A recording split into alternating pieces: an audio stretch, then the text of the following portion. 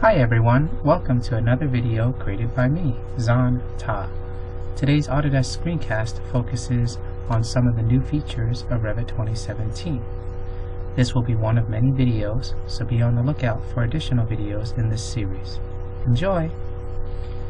Here I am in Revit 2017, and some of the new features I'd like to showcase are structural based now. The first one is a very big improvement, and that's called structural connectivity. For those of you who may or may not be aware, in Autodesk's world they have a new software called Autodesk Advanced Steel. I think it's in its second or third iteration. It gives you the ability to create structural connections for your AutoCAD or Revit model. What Revit 2017 new feature is, they've taken that capability and started to introduce it into the Revit environment. Here I am in a steel connections type of drawing. You can see that there's some already created. If I select one, we can see it's a clip angle. If I click edit type, it just has some basic data to it. Let's go ahead and make one for another situation in the model. For example, this beam to this column. If I head over to the structure tab of the ribbon, there is a new panel called connections. I can click this little arrowhead here to get to the settings of it, and it'll bring up the structural connections settings window. It will list all the connection types and databases that are available and that have been loaded into this right hand section. I can always remove anyone that I don't need, or I can just load them all and leave them in there to use. Once they're loaded, that database has been inserted properly, and I can actually use the connection command.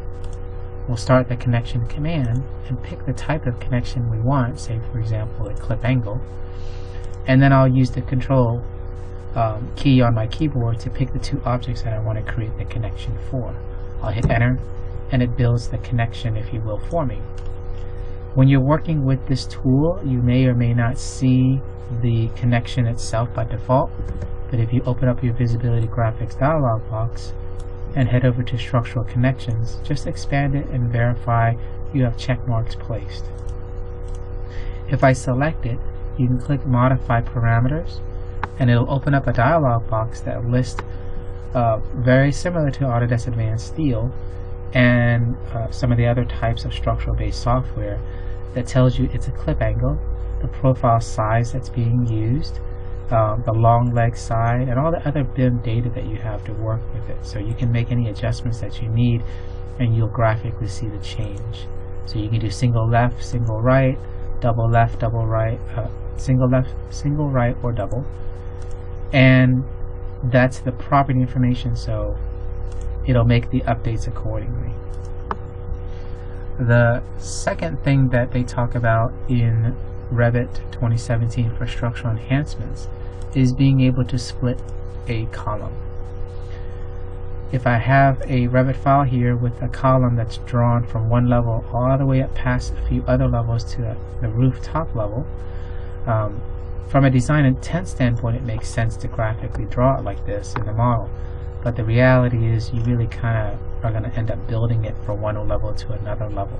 So how do I split this column? I could just head over to the Modify tab of the ribbon and use the Split command. Zoom in here and select that face that you want and where you want, and it will split it accordingly.